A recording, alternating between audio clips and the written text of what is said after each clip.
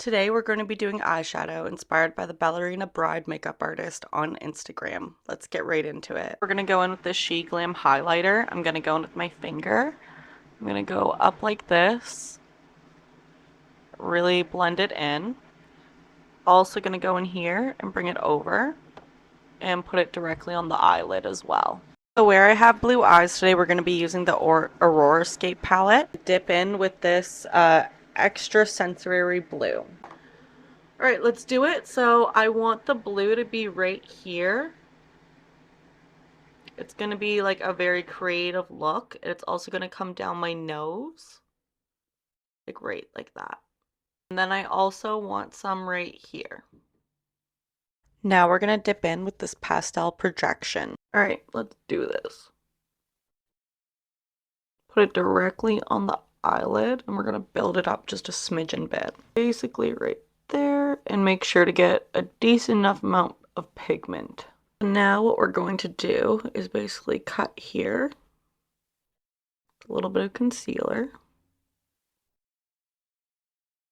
Now we're going to dip into All Conceited. Going in with this like thin brush, and we're going to it's looking better as I build it up every time. I'm just going back in with the pink and building it up so it touches the purple. Now we're not doing eyeliner, so make sure to pull the pink out a fair amount.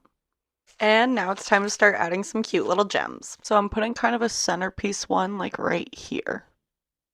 All right, let's try and get one on. I already love it. It's so stinking cute already. All right, let's put on these little flowers. Now some cute little yellow flowers.